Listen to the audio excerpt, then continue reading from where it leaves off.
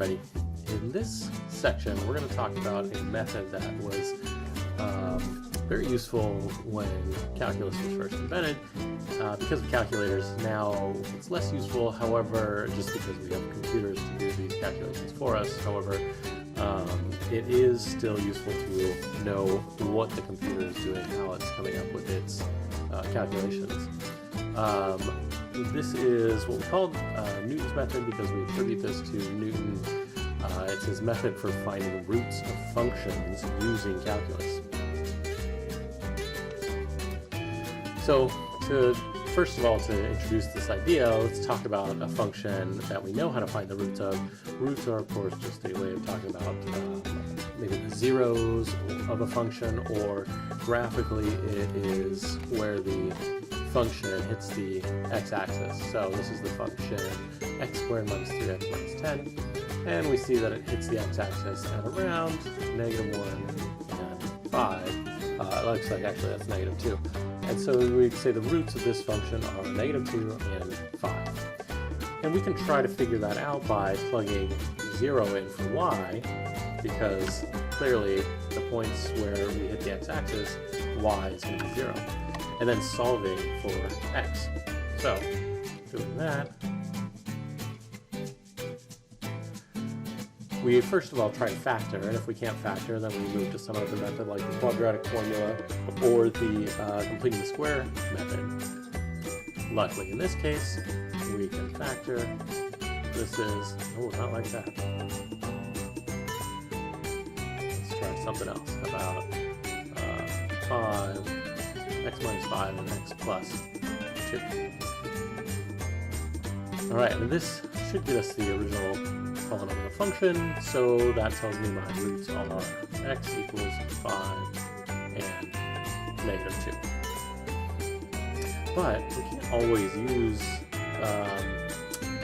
factoring, because A, we might not know how this factors, and we also can't use the quadratic formula always because we don't always have a quadratic function.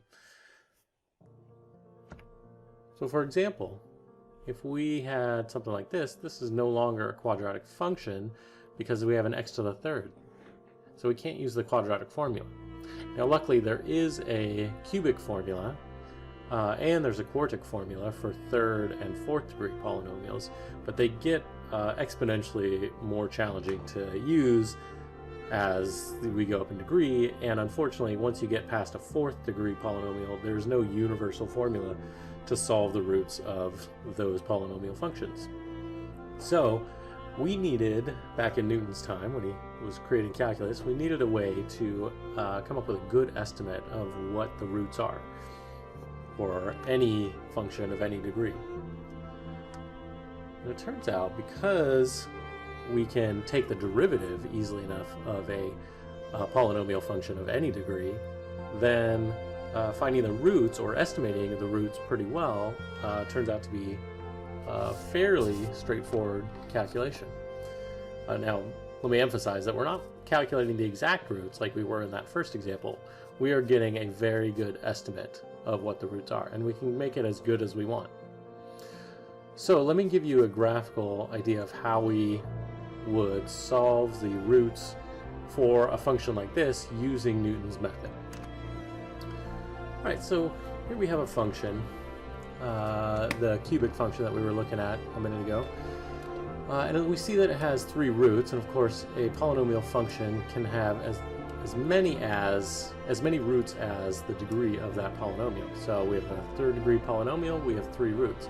Now we could have less if the function is too low. For example, it wouldn't hit the x-axis here, or it might just hit it right at the top here.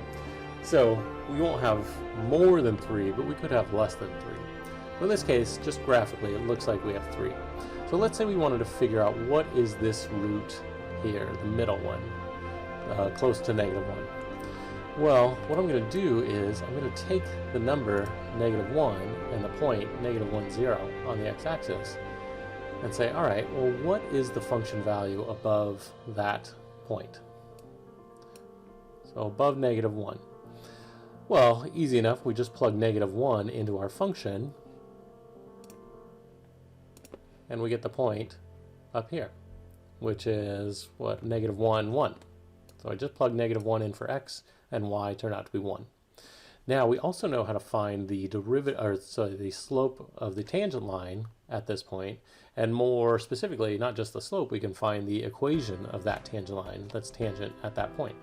So you find the derivative, plug it into the point slope form of the line, and you've got the function of the tangent line. So now if we follow this tangent line down to where it hits the x-axis, looks like we're going to be about here, and we can solve a linear equation very easily. So we just plug 0 in for y, solve for x into our linear equation, and we'll easily be able to get the value of the where the tangent line hits the x-axis. Now I'm going to take that point, 0.5, negative 0.5 rather, plug it into my function, and get where it hits my function. So in other words, get the point on the function that has an x value of negative 0.5. And it looks like it's a negative 0.625. And again, I'm going to find the tangent line, the equation of the tangent line, and that's this orange line here, and follow it until it hits the x-axis. All right, I'm going to get where it hits the x-axis by plugging 0 in for y on that equation of the tangent line, and then get the x value, plug that x value into my function, which is represented by the purple line, and then again find the tangent line there. So notice what's happening. So now I've got a blue tangent line. What's happening is where those tangent lines are hitting the x-axis are getting incrementally closer and closer to where my actual function is hitting the x-axis. So my function being represented by the purple line. All right? So I can again find out where my tangent line, blue tangent line, hits the x-axis, follow that to my actual function, get the tangent line there, which is now represented by the black line, and then follow that to the x-axis. And let's see if we can zoom in close enough to where we're very, very close to the actual root of the function. So we can get as close as we want because we could repeat this process for as long as we wanted to. Okay, so that's the general process, but what does it look like if we were to actually do this on paper? So here's the general process for a function. The equation of the tangent line at some given x we get by taking that equation of the tangent line, right? So we're more familiar with this as written y minus y1 equals the slope times x minus x1. But this is the same thing. So what we're going to do is solve this when y is 0, because that's where we're hitting the x-axis. So that's why we have a 0 down here. And then we figure out, looks like my display here is a little overlapping. So let me write this out down here. So once we do that, if we solve, once we plug y 0 in for y, if we solve for this x, that will give us the next x value in this iterative process. So in other words, what this should be written as is the next x in our process, the x that's moving close to our root that we're interested in, is given by the previous x value minus the y value for that x all over the slope, or the derivative for that previous x value. So plugging an x into this function gives you the next x value.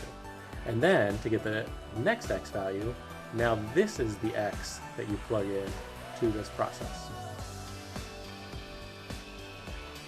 So the way you approach these with Newton's method is you pick an x starting point that is as close to the root as you can estimate. Closer the better. And then keep plugging it in, the next x and the next x and the next x, into this formula to get the next x that you're going to plug into the formula. And then of course we have to assume, hopefully, that the derivative isn't 0 anywhere in this process, because if you have 0, then you're dividing by 0, and that won't work. So, and then we just end when x is sufficiently close to the root. So let's try this. I want to find the roots of the function that is close to x equals -1. So let's zoom back out of our function here, and we're going to find what that root is. Now we could see it on the graph, but I want to find it arithmetically here. So my function is x to the third minus 5x minus 3. Then I can get my derivative easily enough, 3x squared minus 5.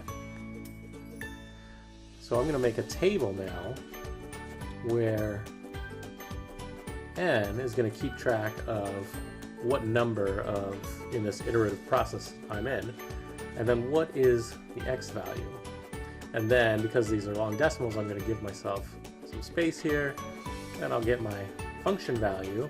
And the other thing I need in this process is the derivative value for that x. Okay, so the first one we're going to do, we know we're close to -1. So that's essentially, I'm reading that as my starting point. All right, now plugging this into the original function value, we're going to get a value of 1. And then a derivative of 2. Now that means this 2, once I plug all this into my function, my Newton's formula, xn minus f of x of n over f prime x of n. So plugging in each of these numbers, and I could be more specific here, putting the n subscripts, plugging each of those numbers in to this formula gives me the next value, the second value that I'm going to go with, and I'm getting 0.5. So now I plug -0.5 into my function, and I get -0.625, and then I plug -0.5 into my derivative, and I get -4.25. All right, now I plug all that into Newton's formula here, and I get my next x value, my third x value, and now the decimals start getting fun. This is going to be 0.6. I'm going to drop the leading 0 here to save some space. 47058823.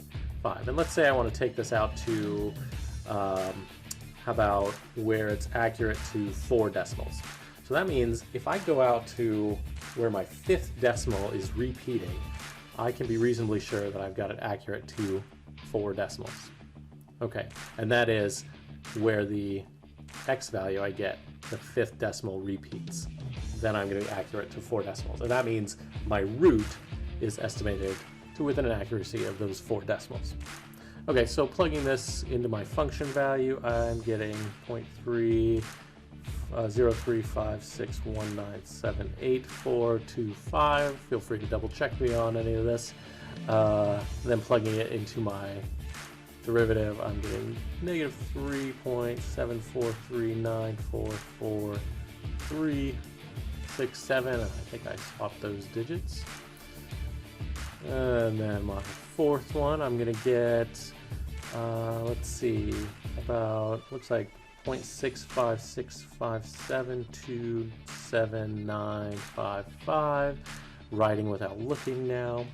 -0.000. Feel free to fast forward this part of the video for a couple seconds. I'm only going to go a couple more steps before things start to even out here. I mean, start repeating the 5th decimal. And then this one's going to be what? -3.706736493. Then come down here and do a 5th. Clearly I didn't make my table large enough. hopefully everybody's fast forward through this part. 66204298, and then my next one, my plugging in that into my function. Now we're getting really close to 0. A lot of zeros there. 4469463, and my derivative then is going to be negative 3.706488833. And then the sixth one, this looks like it's gonna stop here because I'm getting 0.656620431. And notice the fifth is repeating. So, and more than that, the 6th and the 7th are repeating.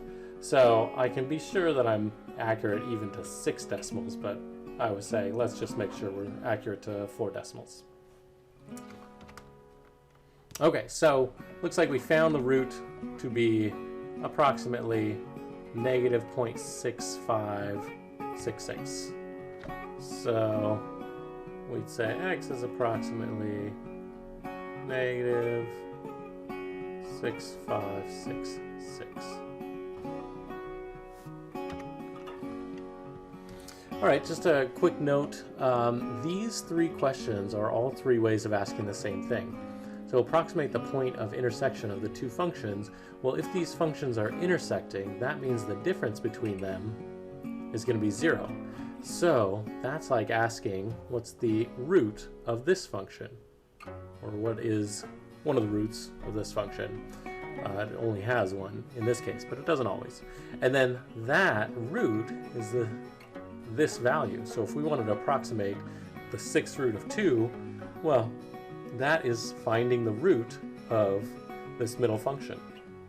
And we would use Newton's method on this to do it.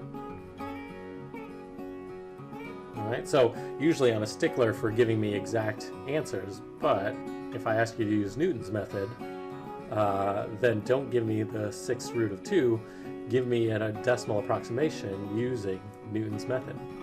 The other word of caution I'll give you, you might end up with a function, let me just draw one out really quick,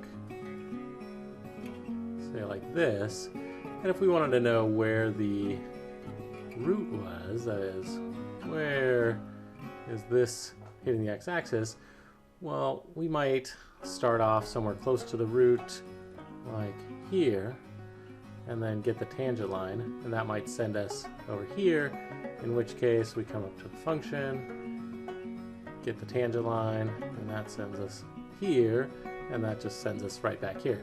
So we end up bouncing back and forth. So choice of x's is important. If you run into this situation, then try to see if you can come up with an x that's closer to the root, and then you might have better luck.